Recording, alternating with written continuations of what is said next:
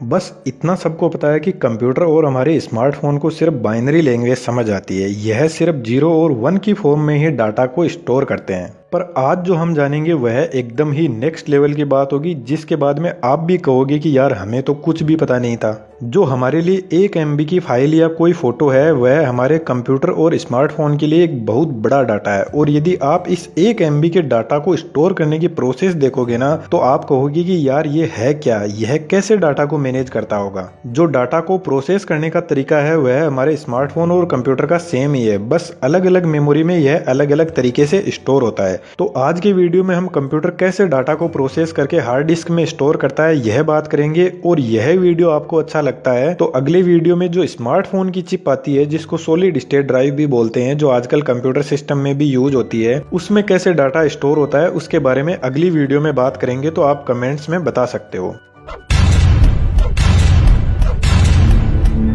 तो सबसे पहले मैंने इस पिक्चर को ली है। इस पिक्चर को मैं ओपन करता हूँ 3D पेंट में और इस इमेज को पूरा जूम कर लेता हूँ। फुल साइज पर जूम करने के बाद में आप देखोगे कि इसमें यह बॉक्स दिखाई दे रहे हैं और हर एक बॉक्स को बोलते हैं पिक्सल। अब जो हमारा कंप्यूटर या स्मार्टफोन होता है उसके लिए सिर्फ 3 ही कलर है, रेड, ग्रीन और ब्लू। अब मैं क्या करता हूँ कि इस आई ड्रॉपर बटन को सिलेक्ट करता हूँ और कोई भी एक पिक्सल सिलेक्ट कर लेता हूँ। अब मुझे इस पिक्सल की पूरी इन्फॉर्मेशन देखनी है, तो यहाँ पर आप देख सकते हो कि जो भी पिक्सल और पिक्सल का कलर है वह यहाँ पर सिलेक्ट हो गया है। तो यहाँ पर मैं इस पिक्सल के कलर को एडिट करता हूँ। तो यहाँ पर आप देखोगे कि इस पिक्सल में जो कलर है रेड, ग्रीन और ब्लू, इसके यहाँ पर नंबर दिख रहे हैं और यह नंबर 0 से लेकर 255 के बीच में हो सकते हैं। अब मैं यहाँ पर कोई दूसरा पिक्सल सेलेक्ट कर लेता हूँ, तो यहाँ पर उसके अलग नंबर दिख रहे हैं। तो यहाँ पर हर पिक्सल की रेड, ब्लू और ग्रीन कलर के नंबर अलॉट किए गए हैं और इन्हीं नंबर से जो भी अदर कलर है उनके कॉम्बिनेशन भी बन जाते हैं।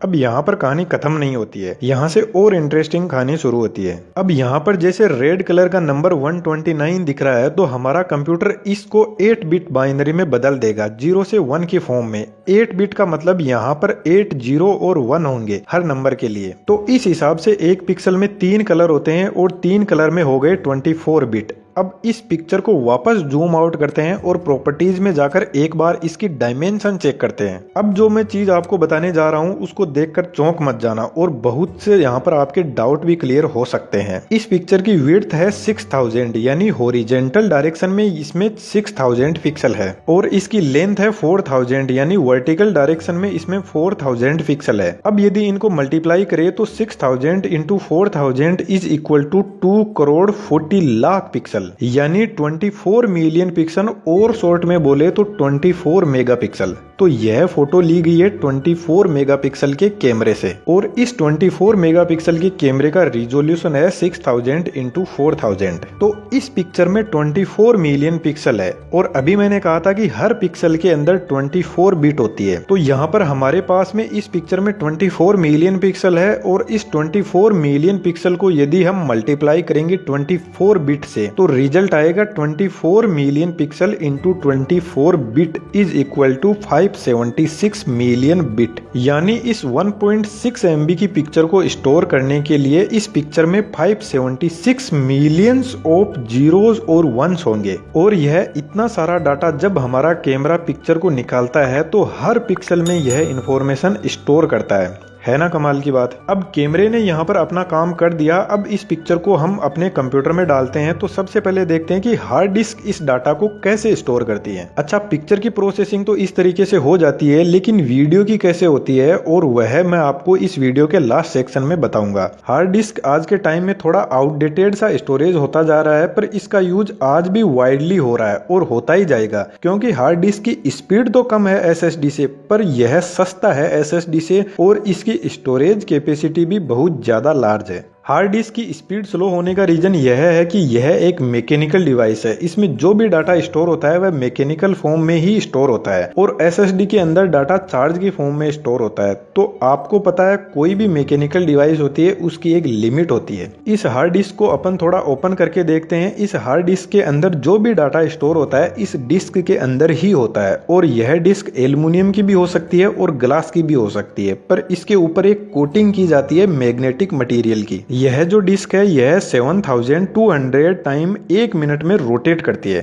और इस डिस्क को रोटेट करवाती है यह मोटर जिसका नाम है ब्रशलेस डीसी मोटर। और यह मोटर कैसे काम करती है इस पर मैंने वीडियो बना दिया है, उसको भी आप जरूर देखना। यह जो यहाँ पर सेटअप लगा हुआ है यह हेड है, यही डाटा को रीड करता है और राइट करता है इस डिस्क पर। वैसे इस डिस्क को प्लेटर बोलते हैं। यह जो डिस्क है ये दोनों साइड में डाटा स्टोर करती है, तो नीचे से भी यह ऐसी ही है और यह कितनी क्लीन है आप इसको देख सकते हो। और यह हेड ऊपर भी लगा है और ऐसा ही हेड नीचे भी लगा है जो डाटा को रीड राइट करता है। अब इस हार्ड डिस्क को मैं एक बार सिस्टम से कनेक्ट करता हूं तो आप एक बार देख सकते हो कि यह किस तरीके से काम करती है। यह डिस्क फुल स्पीड में रोटेट कर रही है और यह हेड इस प्लेटर पर मूव कर रहा है डाटा रीड या राइट करने के लिए। तो अब अपन यह देखते हैं कि अभी जो अपन ने पिक्चर देखी थी जिसमें मिलियंस ऑफ जीरोज और वन थे, उनको यह हार्ड डिस्क किस तरीके से स्टोर करती है। यदि इस डिस्क को अपन माइक्रोस्कोपिक व्यू से देखेंगे तो इस डिस्क के अंदर मिलियंस ऑफ छोटे छोटे ग्रेन्स बने हुए हैं और हर ग्रेन एक बिट को स्टोर करता है। मैंने अभी कहा था कि इस डिस्क के ऊपर मैग्नेटिक मटेरियल की कोटिंग की जाती है, तो जैसे न्यू हार्ड डिस्क है तो यह जितने भी ग्रेन्स है यह सब के सब खाली है, तो यहाँ पर जो भी मैग्नेटिक फील्ड की डायरेक्शन होगी वह इस तरीके से होगी। तो जैसे सबसे पहले इस हेड को इस हार्ड डिस्क में 0 राइट करना है तो यह इस एरो की डायरेक्शन ऐसे ही रहने देगा, लेकिन जैसे ही 1 आएगा तो यह हेड इस ग्रेन को मैग्नेटिकली चार्ज कर देगा और जैसे ही ग्रेन चार्ज होगा तो इसकी डायरेक्शन बदल जाएगी। तो इस तरीके से जहां पर भी 1 आता है तो यह हेड जो भी ग्रेन है उसकी डायरेक्शन बदल देता है।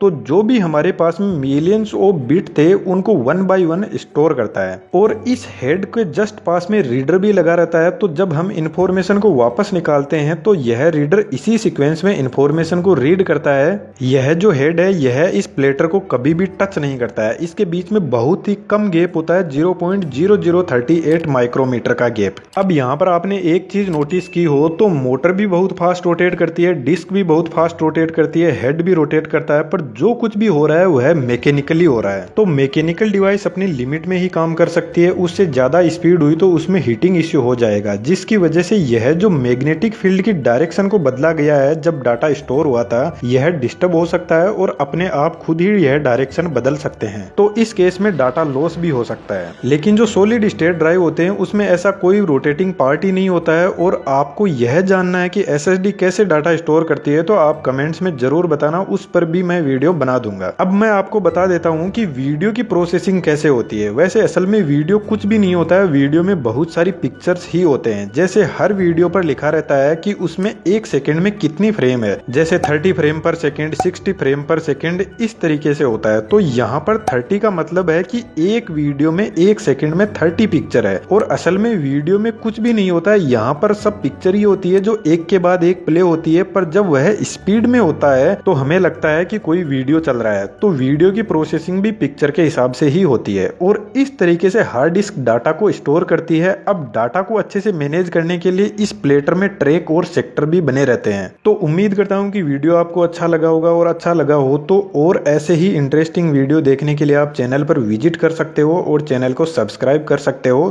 Thank you.